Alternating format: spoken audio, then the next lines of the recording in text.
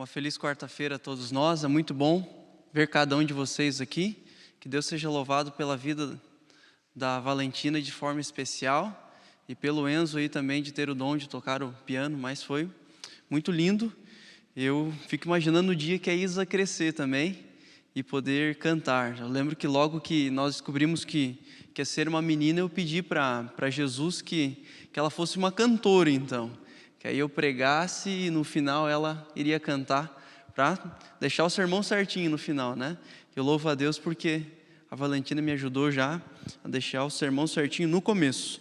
Estou muito feliz em estar mais uma vez aqui com vocês, também com os nossos amigos aí que nos acompanham na internet. É sempre muito bom saber que você, por mais que esteja um pouco longe, quem sabe até em outra cidade, mas está nos acompanhando e pelo meio do Espírito de Jesus, nos ligando uns aos outros como irmãos. Queridos, hoje nós vamos conversar um pouquinho sobre a salvação. Vamos conversar um pouco sobre as 3 dimensões da salvação. E eu quero convidar você, que veio, guerreiro da fé, a pegar sua Bíblia. Eu sei que nós já oramos, já cantamos, já ofertamos, dizimamos, já fizemos várias coisas, mas uma oração nunca é demais. Vamos pegar nossa Bíblia, colocar pertinho do nosso coração e vamos falar com o nosso amigo Jesus. Feche seus olhos, vamos orar. Amigo Deus, como é bom poder ter a Tua palavra, o pão da vida, para nos alimentarmos. Queremos te convidar para que o Senhor agora esteja aqui, conversando e falando a nossa mente e o nosso coração. Que a Tua Bíblia nos alimente, que nós venhamos sair daqui certos de que somos amados por Ti, de que o Senhor se entregou por nós e que o principal presente que Tu nos tens a oferecer é a salvação. Nós oramos em nome de Jesus. Amém. Muito bem, então, nós vamos conversar um pouquinho sobre as dimensões da salvação. Toda a Bíblia, de Gênesis a Apocalipse, ela tem um objetivo: apresentar para cada um de nós a salvação. Se não fosse isso, a Bíblia nem existiria, porque nós não iríamos precisar das coisas escritas, nós conseguiríamos decorar tudo mentalmente, como eram as pessoas logo no início. Então, de Gênesis a Apocalipse, a Bíblia fala da salvação. Todos nós que estamos aqui, nós temos um objetivo muito claro. Pelo menos, eu creio que 99,9% dos que estão aqui, dos que estão nos assistindo, tem um objetivo claro em sua vida, que é de alcançar a salvação, de serem salvos em Cristo Jesus. Mas eu pergunto para você, se você fosse analisar a sua vida cristã hoje, como que você se sentiria? Triste ou você se sentiria feliz? Qual que seria a sua realidade diante da salvação? Pergunto para você, quem aqui se considera salvo? Quem aqui tem a certeza da salvação, que está salvo? Nessa noite, Jesus veio aqui, Jesus está voltando, ele está salvo.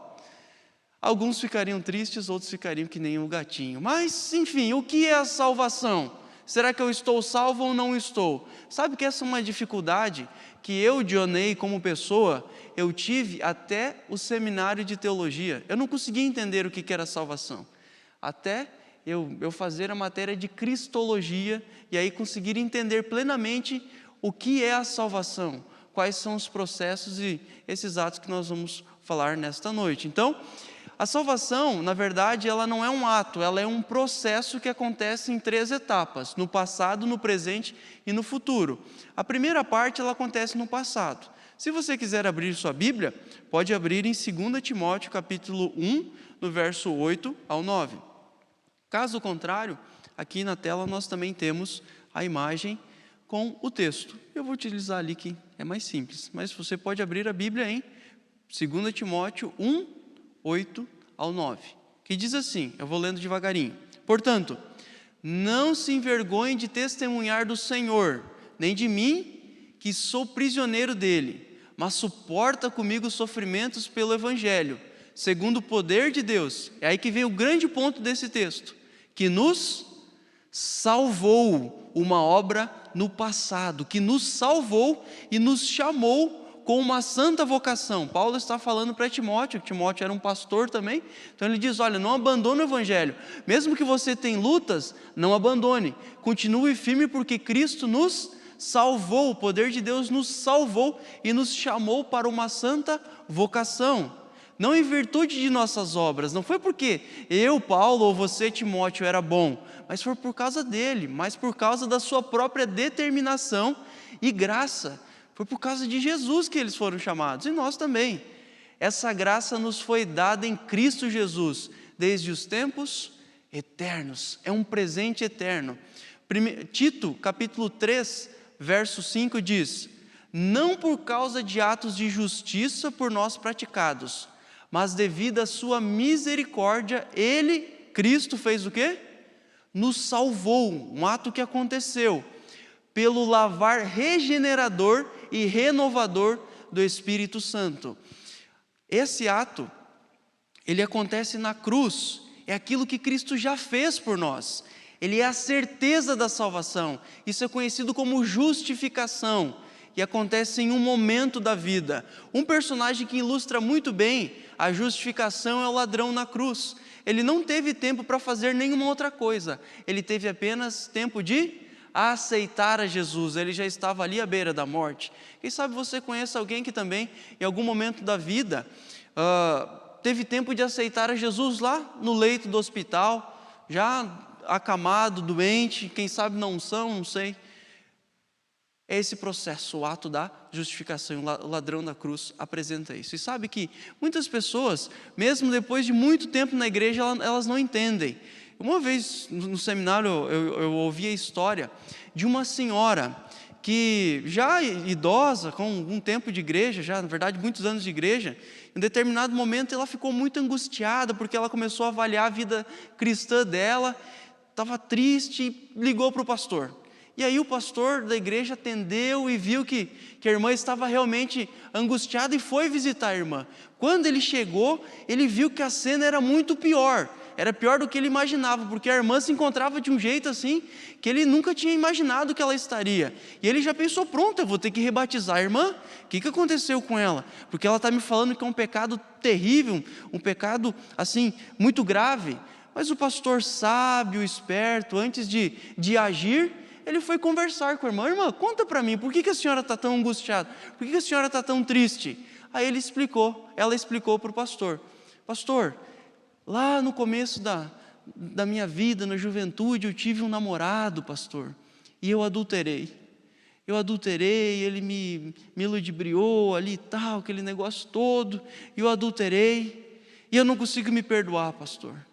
E aí ele pergunta para ela, mas irmã, quando que isso aconteceu? Não foi na tua juventude? Sim. E a senhora está a vida inteira se martirizando, irmã? E ela falou para ele, sim, a vida inteira. E aí ele teve que explicar o ato da justificação, o lavar regenerador. A justificação, ela é a experiência do perdão, tanto de Deus para conosco, tanto de nós para com Deus e com as demais pessoas. O pecado, ele ainda vai existir em nós. Quem sabe desejos pecaminosos, ele ainda vai existir em nós, mas a condenação não mais. Cristo nos salvou, Cristo nos justificou, Cristo pagou a nossa conta. Este é o ato da justificação. O terceiro passo, ele acontece no presente. Quem sabe a maioria de nós aqui vamos experimentar esse processo da salvação por mais tempo. Em 1 Coríntios capítulo 1, verso 18, diz assim: pois a mensagem da cruz é loucura para os que estão perecendo, mas para nós, olha só, que estamos sendo salvos, é o poder de Deus. Filipenses capítulo 2, verso 12 diz: assim, meus amados, como sempre vocês obedeceram, não apenas na minha presença, porém muito mais agora na minha ausência, ponham em ação a salvação de vocês com temor e tremor. Ponham em ação a salvação de vocês, desenvolvam, cresçam na graça diante de Deus e diante dos homens, pratiquem, avancem. Esse processo dentro da salvação se chama de santificação, acontece como uma escada, nós estamos sempre crescendo. É a obra de Cristo em nós hoje, é aquilo que Ele vai fazendo em nós dia a dia, um pouco de cada vez. É aquele andar com Deus. Nós começamos sendo justificados, Cristo nos salva, nos separa do mundo, e agora Ele começa a nos discipular, nos ensinar a viver segundo à sua maneira, até que nós venhamos crescer e nos desenvolver cada vez mais. Mas isso, quem sabe, custa uma vida inteira. Esse ato da santificação, ela acontece também pelo ministério de Cristo. Cristo, trabalhando em prol de nós no céu, demonstra para nós o que é o processo da salvação. Uma das coisas que nos diferencia de outras igrejas é o entendimento do santuário. As igrejas evangélicas, de forma geral, elas param na cruz, elas vão até a cruz. Entretanto, quando nós vamos estudar a Bíblia, especialmente o livro de Hebreus, o livro de Apocalipse, nós vemos que o ministério de Cristo ele continua. E aqui entra também a santificação, porque dia a dia Cristo está no santuário intercedendo por nós, fazendo o seu trabalho. Um personagem que muito bem ilustra esse processo da salvação, que é a santificação, é Enoque, que andou com Deus, caminhou com Deus, foi amigo de Deus todos os dias de sua vida. É mais ou menos um exemplo como o café da manhã. Aquilo que nós comemos hoje pela manhã, amanhã de manhã não vai valer. Não adianta eu lembrar, aquela banana, aquele caco, aquela maçã, aquele pão, aquele chá. Não vai adiantar. Não adianta nós pensarmos naquilo que aconteceu lá no passado. Nós precisamos experimentar agora. Isso é a santificação. Dia a dia eu buscando mais a Deus e me aproximando mais dele. E o último passo, ele acontece no futuro. Romanos capítulo 5, verso 10 diz: se quando éramos inimigos de Deus, fomos reconciliados com Ele mediante a morte de seu Filho, quanto mais agora, tendo sido reconciliados, olha a palavra, seremos salvos por sua vida. É algo que vai acontecer no futuro, não é o que aconteceu no passado, nem no presente, mas é o que vai acontecer no futuro. Ele está falando para nós, olha, isso aqui vai acontecer ainda. Por quê? Porque agora completa o processo da salvação, que é a glorificação. Isso acontece quando, em especial? É na volta de Jesus somente. É ali que o nosso corpo ele vai ser revestido. Aquilo que 1 Coríntios capítulo 15, versos 51 a 53 diz que o nosso corpo corruptível precisa se revestir da incorruptibilidade. Ou seja, nós que somos degradados com doenças, com dores, com lamentos, seremos transformados, receberemos um novo corpo e inclusive receberemos a libertação do pecado. Mesmo no ato da santificação, ainda o pecado ele tem poder sobre nós, obviamente. Quanto mais nos aproximamos de Deus, mais longe ficamos do pecado. Mas infelizmente, nós não vamos conseguir nos libertar do pecado em nosso processo de santificação. Não tem como eu ser santo aqui nessa terra. Entretanto, na volta de Jesus, eu conseguirei ser liberto, porque Deus me dará um novo corpo, me fará novo. Tudo será restaurado. É a libertação, é a glorificação. E aí então, queridos, nós encontraremos Jesus, o nosso grande amigo, o nosso grande Salvador. Sabe, uma das coisas que mais me chamaram a atenção na minha carreira cristã até hoje, fora a Bíblia, é o livro Desejados de Todas as Nações. Ano passado eu não li, foi ano retrasado que eu estive trabalhando nele de novo.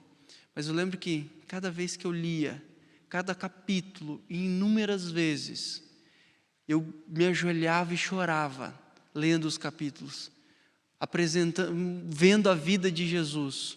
E outra coisa assim que mexeu muito comigo, que foi tremendo, eu recomendo para você, o The Chosen, que é o personagem que essa pessoa que está representando Jesus aí apresenta. Parece que eles pegaram a Bíblia, o Espírito de Profecia, e colocaram de forma ilustrada. Eu nunca vi um Jesus tão humano apresentado naquilo lá. E em vários momentos, aquela série mexia comigo. Eu fico imaginando Jesus, quando nós chegarmos e Ele olhar para nós, o sorriso, o olho dele, com um olhar de carinho, um olhar de amor, um olhar de perdão, sabe? Sem aquele olhar de condenação que muitas vezes nós temos conosco mesmo e até mesmo com as outras pessoas. Mas Cristo ele vai fazer isso com nós. Ele vai dizer agora, é para sempre. Agora não foi um ato que aconteceu no passado. Agora você não precisa se esforçar todos os dias na santificação. agora você foi glorificado, agora você vai viver comigo para sempre. Vai ser a melhor coisa que nós vamos experimentar. Aí sim, queridos, nós vamos saber o que é a alegria verdadeira, o que é não mais batalhar contra o nosso próprio eu, contra o nosso próprio egoísmo, contra o nosso próprio ego. Nós vamos experimentar o que é alegria de verdade, é estando com Jesus dia a dia, para sempre, de forma completa. É neste momento, na glorificação, que a obra está concluída. Agora eu não tenho mais problema com o pecado, agora eu estou com Jesus, acabou. E você sabe que quando nós chegarmos no céu, nós vamos ter 3 grandes surpresas. 3 grandes surpresas haverão no céu, quando nós chegarmos lá. A primeira grande surpresa é nós chegarmos lá e vermos pessoas que nós tínhamos certeza de que estariam lá, e elas não vão estar. Essa vai ser a primeira grande surpresa. Quem sabe um pastor, um líder de igreja, alguém que o banco assim chegava a ser meio fundinho, assim, que ele sempre andava no mesmo lugar ali, ou quem sabe até mesmo um missionário. Um filme, falando de filmes assim que me marca muito, é A Última Batalha. Vocês lembram?